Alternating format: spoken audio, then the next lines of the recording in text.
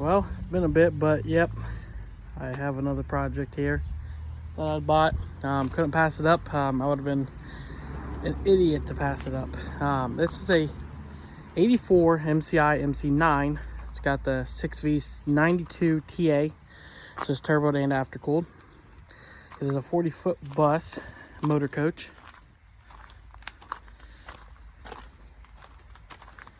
Picked it up pretty much from Central Ohio. Charging the batteries right now because they were completely bone dry. And we're dead. Got nice graphics on it actually. Tires are gone. They're dry rotted pretty bad. Back ones, the front two are probably the only ones that are good. And them inner two were replaced. This one needs replaced on both sides, outers and the tags.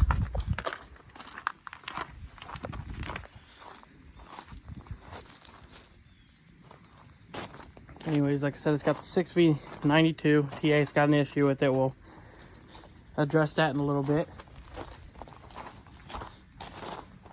Love these buses because you can work on almost anything through both bays. Great storage. We'll do a video on pretty much a whole walk around on it.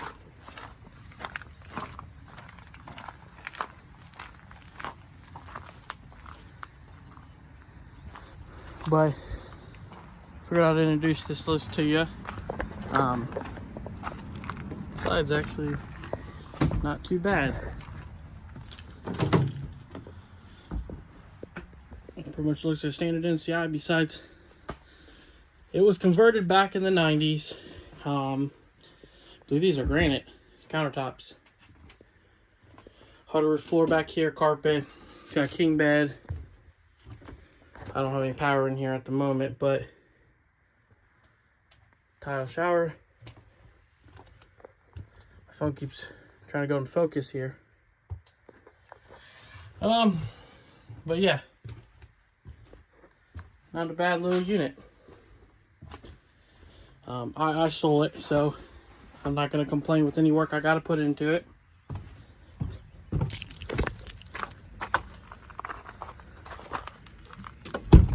It is titled as an RV in the state of Ohio. But what we're having issues with is, and what I'm going to be doing today, as you can see, I pulled the inspection covers off. Well, if you look, we got oil. And let me zoom out here. And I got coolant coming out of this front. And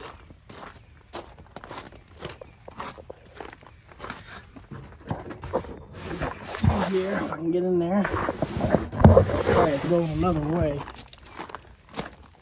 I'll take that airbox clean around. But I don't think these two had it. I think it was no, it was definitely the front one on this. This one right there. I was told it was in-framed. So I don't know when. The guy I got it from, his brother owned this bus ever since it was decommissioned. Back in the mid-90s, I think. He drove this bus since brand new for the charter company. Got decommissioned. He bought it. And when he bought it, they converted it over to what you see here. And I stumbled upon it one day on Facebook, of course. And I went and looked at it and thought it was a pretty good buy. I'll show you something. There's some things I don't like. I don't think he was an electrician. Because there's some things on here I would have not have done. Anyways, it does, which I want to go to a quiet owning. But it's got a 8,500 watt Honda in it, and this is pretty much the utility bay here. It's got 250 gallon fresh and black water. It's got 100 gallon fresh there, well, gray and black, fresh there, and then and the other bay's got another 100 gallon. It's got 2 batteries, 3,000 watt inverter. But what I like to put that he put generator land, and then it's got a hot water tank back there. But what I don't like, and you'll see this, is, so it's got a, you got your generator in your land. It comes up, runs up to the floor to a sub panel up top, okay? It's also got another line, runs down, runs to a shore cord power. It says cooking.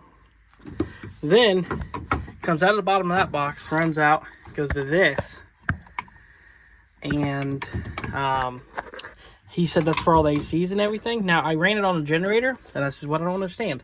I ran it on the generator, which only comes in once here, okay? Everything worked. Microwave, cooking, ACs worked, everything. So, I don't know how he had it wired, but I don't like this little death trap here.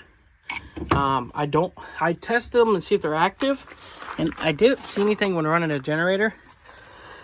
So I'm fairly confident whatever he did, I think what he did was he tied that one into that, he tied the other one into that, but they're tied together somewhere in the middle. By breaker, I don't know. I don't like that. I don't like that one bit. And because that scares me. But I'll fix it. I'll put a 50 amp service on it. There's another 100 gallon trash tank, I want to say, and the water pump, and then these are just bays for storage.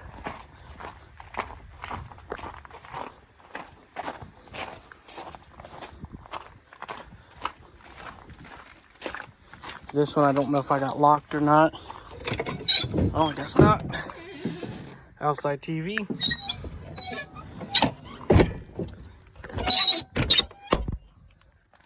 And then storage, batteries. And then, of course, it's got a 180 gallon fuel tank in it. That's going to be lovely. But it's 3/4 full. So, first trip free. So I got to put fuel in it. But yeah, I wanted to show you guys this and what I've gotten. These tires are all from 18 or 13. So, not going to run them. These are bad. I got it towed home, which I'll throw some pictures up of it at the end of this video, or try to splice it in. I'm not sure how to do that just yet. But today's mission, which will probably be seen, I'll probably throw some of it in here, and then the rest of it in another video. I'm going to pull heads off of this. And I've messed a lot with diesels. I don't get too big into the heavy duty. I've done a radiator, oil pan, injector, stuff like that. But I would tell you one thing, I've never touched a two-stroke. I know how they work, how they operate, and somewhat how to fix them. YouTube mechanic, pretty much. That's where I'm being at with this one. So I pulled the covers off, identified what cylinder's doing it, and they're looking like it's liners. It doesn't look like anything else. This was a running engine. So the story was, the guy was coming back from Florida with this. This was a Florida bus. It went everywhere. Guy was coming back from Florida with it. Headlights shut off. As you know, this is a 24-volt system, full. Headlights, taillights, everything, 24, unless he converted them to 12 on the rear, which could be a possibility. They do all work, so. But he said he lost power to his lights. Headlights went out, taillights went out, all the lights went out. Dash went out. Engine was still running. He pulled over, shut it off.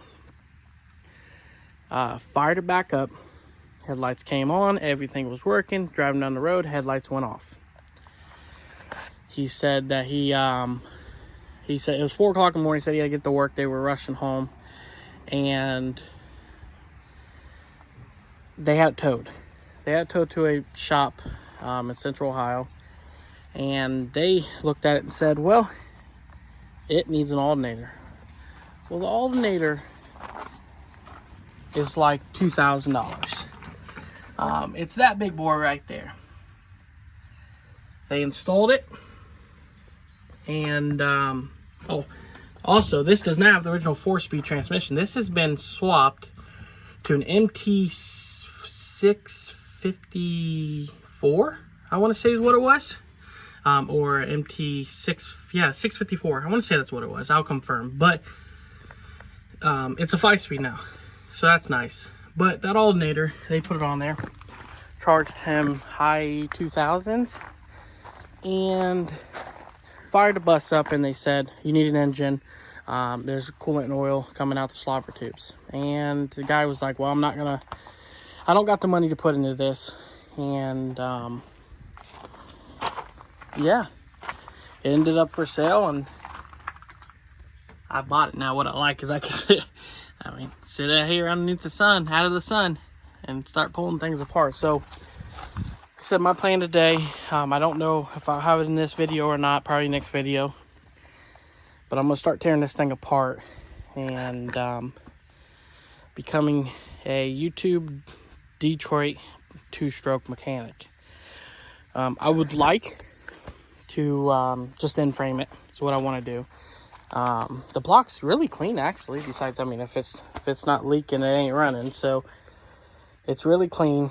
It does have coolant and oil. I have not tried to start it, nor have I barred it over, and it moved a little bit and then stopped. I barred it back over, and when I barred it back over, coolant came out of port, which means that it sat in that cylinder and it's got flash rusting and stuff like that. And I'm not gonna destroy anything in it. The kit to rebuild this thing's like $2,500 for a full end frame. Come on, you can't beat that. I was told a lot of new parts were put on it. It's been well taken care of. It had all new brakes, airbags, exhaust, a bunch of other things that was done to it. And I believe it because it's actually a pretty clean bus. It just got dirty from sitting there. It was there for about 6 months. It's been sitting. So stay tuned. I'm going to get started on this today, and hopefully I'll have another video up of me tearing some of this down. I'm not a YouTube professional, so I don't know how all this working and video thing all works, just because I'm all over the place. But stay tuned. We'll definitely have a video coming out of me. And of course, if you owned one of these things, or you rode in one, or you know about 2-strokes, if there's things that you think I should know while I'm tearing into this, something to replace, common issues, I know about the heads and stuff like that, so I'm going to pull those off and verify that. But if you know something, or you have any 92 books, manuals, or anything you want to sell, I'd like to buy some for these. But yeah, I appreciate you guys watching. It's been a while. I've been pretty much working, trying to get stuff done here at the house before winter, and it's been kicking my butt. So stay tuned, and see you on the next one.